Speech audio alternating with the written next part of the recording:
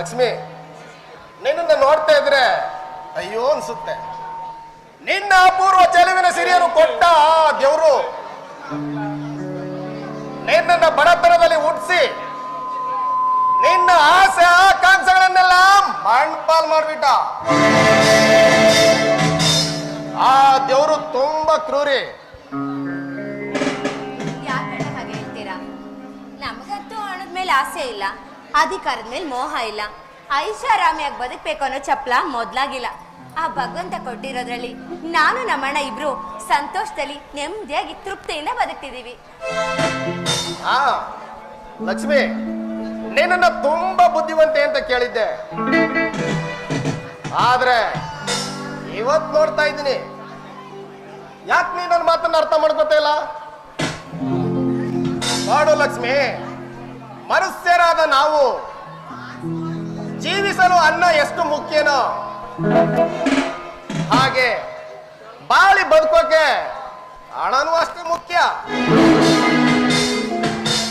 ಹಾಗಾಗಿ ನಾವಿಬ್ರು ಪರಸ್ಪರ ಸಹಾಯ ಪಡ್ಕೊಂಡು ಇರೋದನ್ನ ಹಂಚ್ಕೊಂಡು ಉಂಡ್ರೆ ಈ ಭೂಮಿ ಮೇಲೆ ಹಸಿವು, ಬಡತನ, ದರಿದ್ರ ಅನ್ನೋದು ಇರೋದೇ ಇಲ್ಲ. ನೋಡು ನೋಡು ಲಕ್ಷ್ಮಿ, ಎಲ್ಲಿ ಕತ್ತಲು, ಅಜ್ಞಾನ, ನೋವಿನ ಅರ್ಥನಾದ ಇದೆಯೋ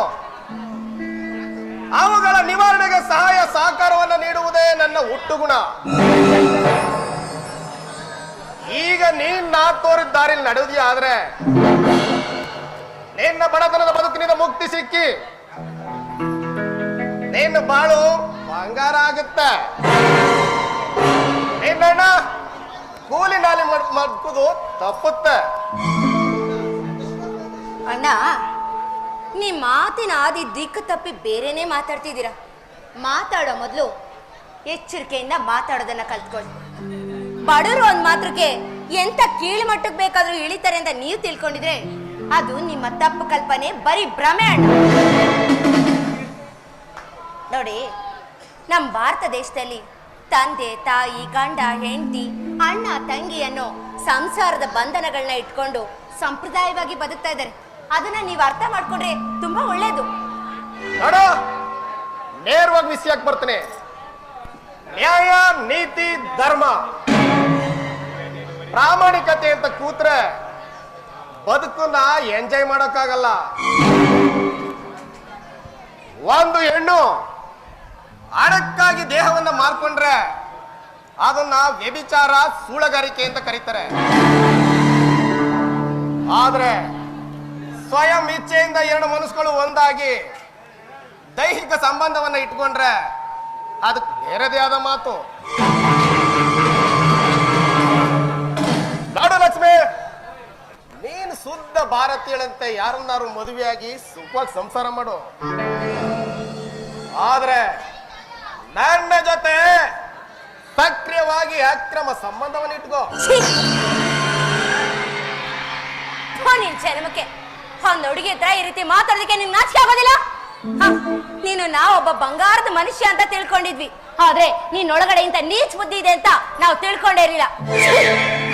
ನಿನ್ ನಾಯಿ ಜನ್ಮಕ್ಕೆ ಬೆಂಕಿ ಹಾಕ ಹತ್ತು. ಆಚಾರ, ವಿಚಾರ, ಶಾಸ್ತ್ರ, ಸಂಪ್ರದಾಯ ಅಂತ ಕೂತ್ರೆ ಈ ಬಡತನದಲ್ಲಿ ಹುಟ್ಟಿರುವ ನೀನು ಈ ದತ್ತ ದರಿದ್ರದಲ್ಲೇ ಜೀವನ ನಡೆಸಿ ಪ್ರಾಣ ಬಿಡಬೇಕಾಗುತ್ತೆ. ಏಯ್, ತಗೋ ನನ್ನ ಬ್ಯಾಂಕ್ ಚೆಕ್ಕು. ನಿನಗೆ ಎಷ್ಟು ಹಣ ಬೇಕಾದ್ರೂ ಡ್ರಾ ಮಾಡ್ಕೋ. ನಾನು ನಿನ್ನನ್ನು ಪ್ರೀತಿಸ್ತೀನಿ. ನಮ್ಮ ಪ್ರೀತಿಗೆ ಮದುವೆ ಎಂಬ ಬಂಧನವಿಲ್ಲ, ಗಂಡ ಹೆಂಡತಿ ಎಂಬ ಸಂಬಂಧಗಳ ಸಂಕೋಲೆ ಇಲ್ಲ. ಪ್ಲೀಸ್ ನನ್ನನ್ನು ಅರ್ಥ ಮಾಡ್ಕೋ. ನನಗೆ ನೀನ್ ಬೇಕು. I love you Lakshmi, I love you.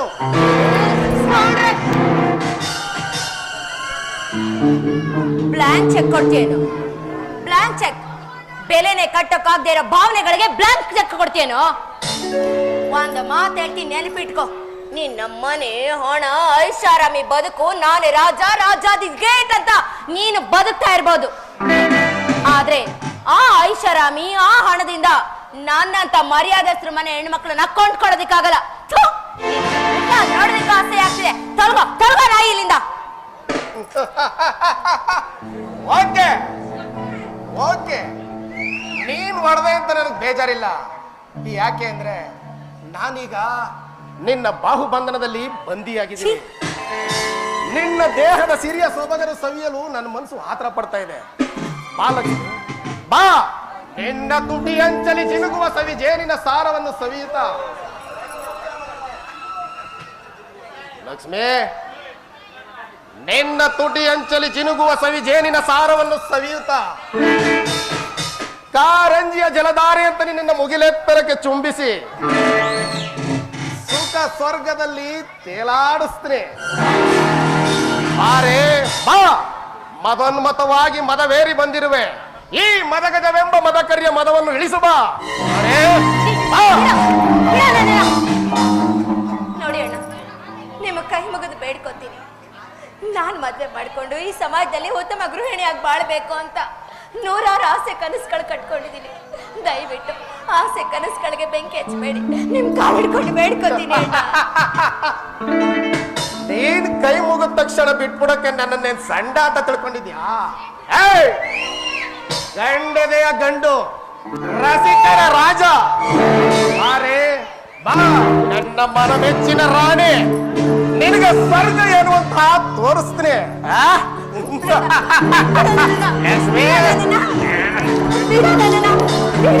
ಅಯ್ಯೋ ಪಾಪಿ ರಾಕ್ಷಸ, ಬಿಡ ನನ್ನ, ಬಿಡ ನನ್ನ.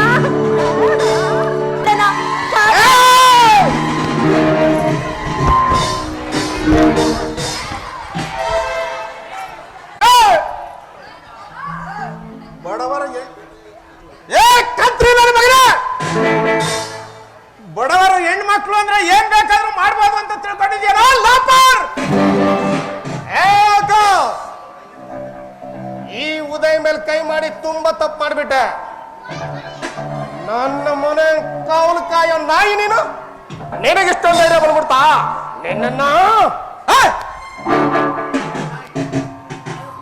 ಏ ನಾಯಿ, ನಮ್ಮಂತ ಬೆಗರು ಸುರಿಸಿ, ನಮ್ಮಂತ ಬೆಗರು ಇಲ್ಲ ಕಣ ನಿಮ್ಮಂತ ಜೀವನ ಮಾಡ್ತಾ ಇರೋದು. ನಾವು ಬಡವರು ಬೆಗರು ಸುರಿಸಿ ಬೆಳೆನ ಬೆಳೆದಿಲ್ಲ ಅಂದ್ರೆ ನಿಮ್ಮಂತ ಹೊಟ್ಟೆಗೆ ಮಣ್ಣು ತಿನ್ಬೇಕಾಗತ್ತ ಕಣ. ಮಣ್ಣ ಮಾಡಬಾರ್ದು ಮಾಡಿ ನಿನ್ನ ಕೆಟ್ಟ ಮಗನ ನನಗೆ ತೋರಿಸ್ಬೇಡ. ಇನ್ನೊಂದ್ ಸಾರಿ ನನ್ನ ತಂಗಿ ಮೇಲೆ ಕಣ್ಣು ಹಾಕಿದ್ರೆ ನಿನ್ನ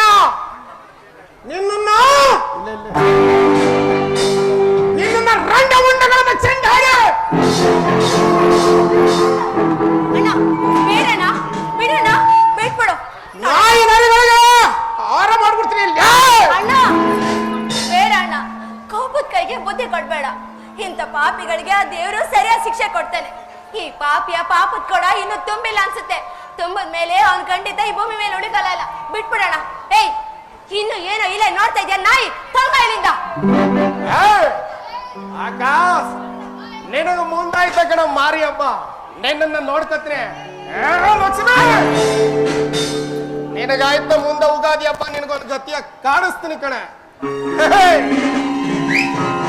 ನಿನ್ನಂತ ಬಗಳ ನಾಯಿಗಳನ್ನ ನಾನು ಎಷ್ಟ ನೋಡಿದೀನಿ. ಹೋಗ ಲಕ್ಷ್ಮಿ, ಲಕ್ಷ್ಮಿ, ನನ್ನನ್ನ ತಡೆದು ನೀನು ತುಂಬಾ ತಪ್ಪು ಮಾಡ್ಬಿಟ್ಟಿಯಮ್ಮ, ತುಂಬಾ ತಪ್ಪು ಮಾಡ್ಬಿಟ್ಟೆ. ಅವನನ್ನ ಬಿಡಬಾರ್ದಾಯ್ತಮ್ಮ, ಬಿಡಬಾರ್ದಾಯ್ತು. ಅವನನ್ನ ನಾನು ಜೀವತ್ವಾಗಿ ಬದುಕಿರುವಾಗಲೇ ನಿನ್ನನ್ನ ಕೆಟ್ಟ ದೃಷ್ಟಿಯಿಂದ ನೋಡನಲ್ಲ ಪಟ್ಟಿ ಮಗ. ಅವನಿಗೆ ಎಷ್ಟಮ್ಮ ಧೈರ್ಯ. ಅಣ್ಣ, ನಿನ್ ಮನ್ಸಿನ ನೋವೇನು ಅಂತ ನನ್ಗೆ ಅರ್ಥ ಆಗುತ್ತೆ ಅಣ್ಣ. ಆ ದೇವ್ರೆ ನಿನ್ನ ಸರಿಯಾದ ಸಮಯಕ್ಕೆ ಇಲ್ಲಿ ಕಳಿಸ್ಕೊಟ್ಟ ಅನ್ಸುತ್ತೆ. ಇಲ್ಲ ಅಂದ್ರೆ ನಿನ್ ತಂಗಿ ಬಾಳು ನಾಯಿ ಮುಟ್ಟಿದ ಮಡಿಕೆ ಆಗ್ಬಿಡ್ತಿತ್ತಣ್ಣ. ನಾನು ಬದುಕಲ್ಲಿ ಏನಾದ್ರೂ ಹಾಗಾಗಿದ್ರೆ ನಾನ್ ಖಂಡಿತ ಈ ಭೂಮಿ ಮೇಲೆ ಬದುಕೊಳಿತಿರ್ಲಿಲ್ಲ ಅಣ್ಣ. ಹಾಗೆಲ್ಲ ಮಾತಾಡ್ಬೇಡಮ್ಮ, ಹಾಗೆಲ್ಲ ಮಾತಾಡ್ಬೇಡ. ನೀನಿಲ್ಲ ಅಂದ್ರೆ ಈ ನಿನ್ನ ಅಣ್ಣ ಜೀವತ್ವಾಗಿರ್ತಾನೆ ಅಂತ ತಿಳ್ಕೊಂಡಿದೀಯ ನಮ್ಮ.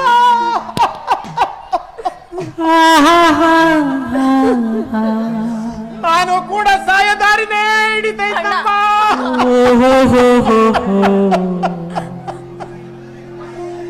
ನಿನ್ನ ರಕ್ಷಣೆ ನನ್ನ ಮೇಲಿರುವಾಗ ಯಾವ ದುಷ್ಟ ಶಕ್ತಿಗಳು ನಮ್ಮನ್ನು ಏನು ಮಾಡಕ್ಕಾಗಲ್ಲ ತಂಗಿ, ಏನು ಮಾಡಕ್ಕಾಗಲ್ಲ. ಅಲ್ಲ.